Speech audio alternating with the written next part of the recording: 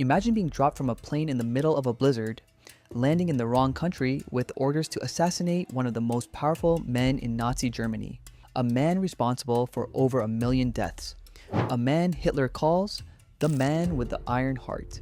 You have one chance, one moment. You raise your weapon, pull the trigger, and nothing happens. The gun jams. This actually happened in May 1942, and what followed was one of the most consequential assassination attempts of World War II. This is the story of Operation Anthropoid. 2 soldiers, 1 impossible mission, and the price an entire nation paid for striking back against evil. If stories about the bravest acts of resistance in history fascinate you, hit that subscribe button because we're uncovering the missions that changed the course of World War II. Warning. This video includes descriptions of suicide and mass murder committed under the Nazi regime. This is a photo of Reinhard Heydrich and his wife Lena, taken in May 1942 at a concert in Prague. Heydrich loves music. He's the son of a singer and composer, but despite showing musical talent as a child, he chose a very different path. After graduating school, he joined the German Navy. Heydrich is tall, blonde, and athletic. He looks like he walks straight out of Nazi propaganda, but this picture-perfect facade is deceptive. He speaks with a strangely thin, high-pitched voice. He's said to have been haunted by deep insecurity and self-hatred. In school and in the Navy, people mock him. Rumors spread that he has Jewish roots. They call him Blonde Moses in a Germany turning toward Nazism. It's a nickname he despises.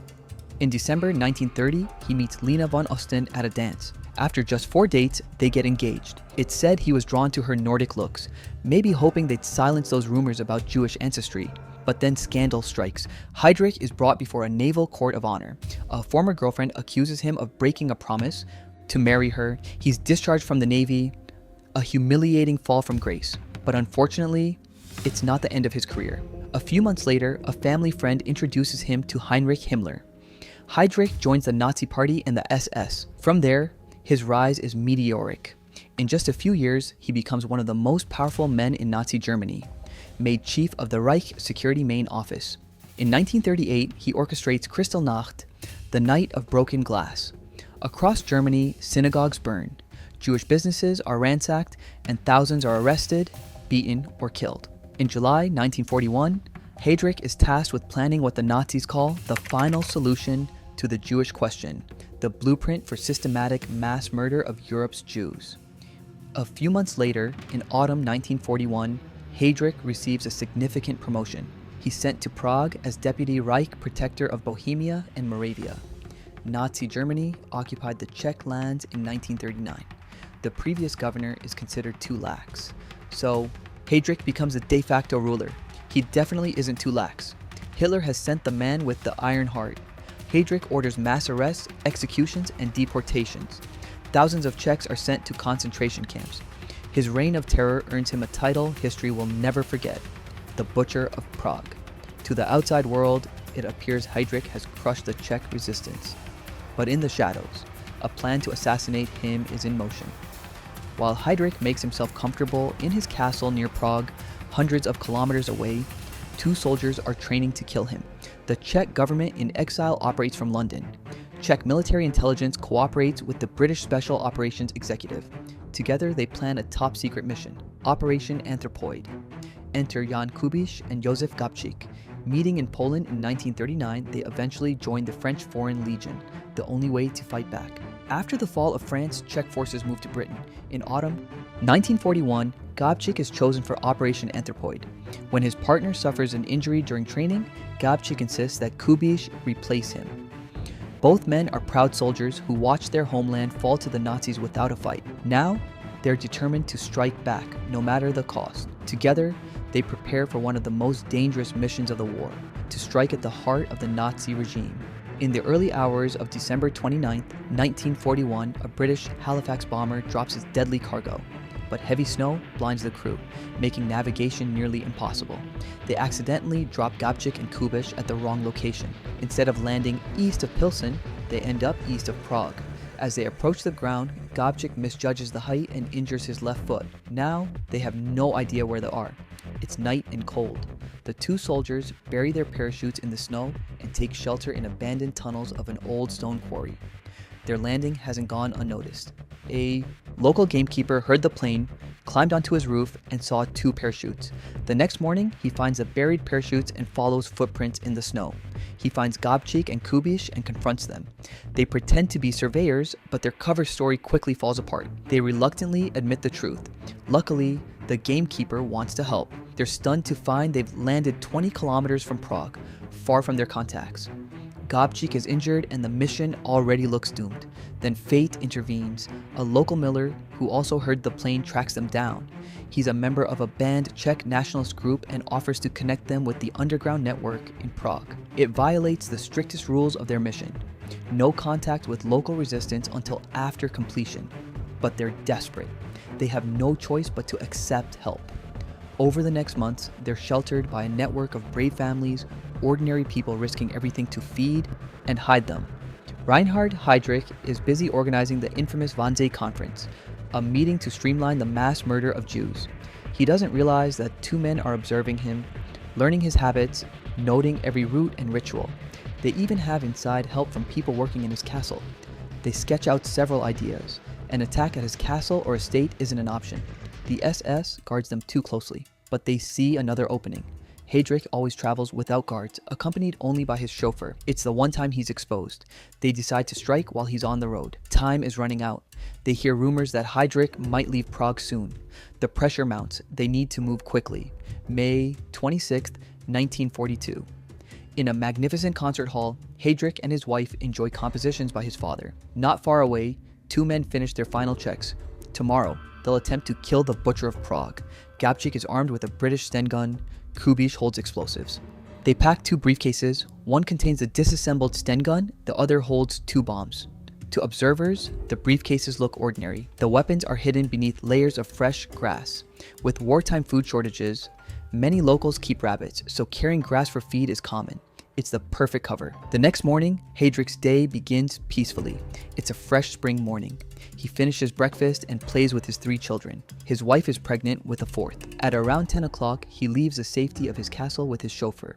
On a narrow street in the Lieben district on Prague's outskirts, Gabčík waits. Kubiš is positioned just a few meters away. Both have stood here for over an hour. Tense, silent, ready. Then finally, Heydrich's Mercedes-Benz pulls up. Gabčík steps forward, throws off his raincoat, raises the stain, and pulls the trigger. Nothing happens. Months of training for this one moment and the gun jams. Maybe grass clogged the mechanism. The Sten had a reputation for jamming easily. Or maybe it's just bad luck. We'll never know.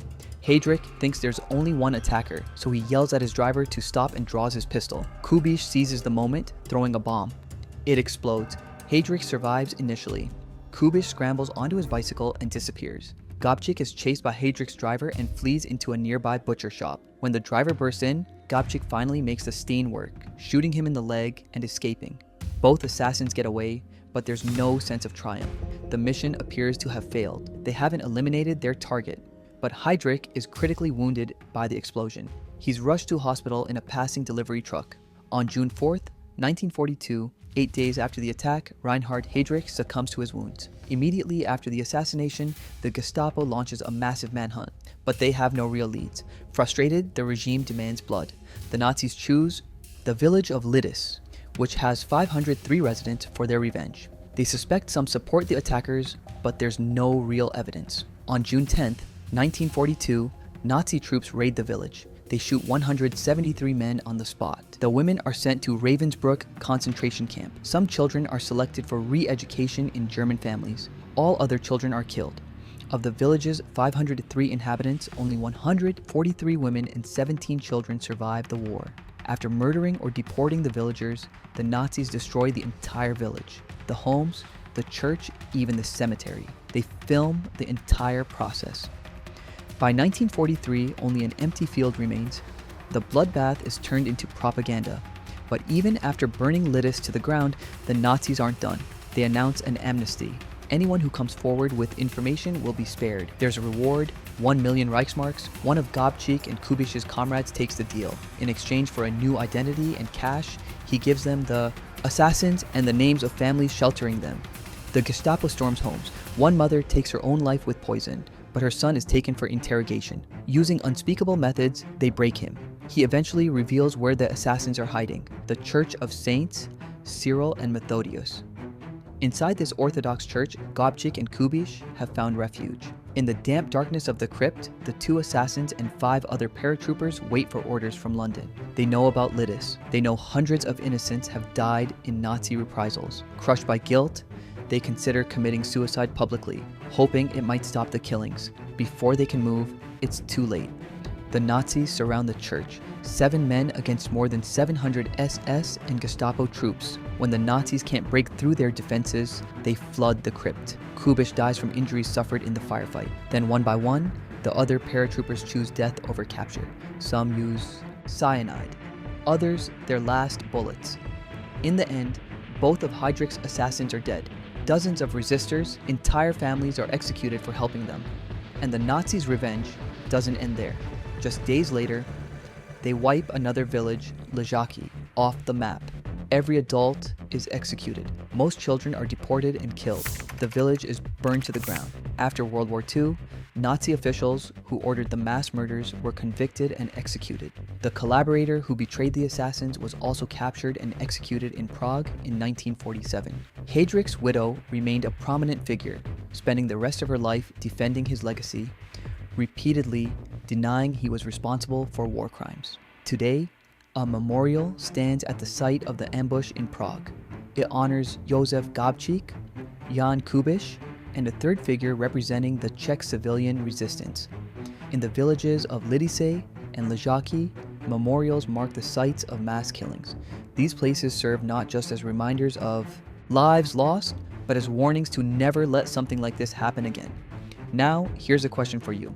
If you were advising the Czech resistance in 1942, knowing the Nazi reprisals would be catastrophic, which approach would you have recommended? Option A, proceed with the assassination anyway because eliminating a key Holocaust architect was worth the risk. Option B, cancel the mission to avoid massive civilian casualties from inevitable Nazi revenge. Option C, delay the operation and focus on building stronger resistance networks first to better protect civilians from reprisals. Drop your answer in the comments because this remains one of the most morally complex decisions of World War II.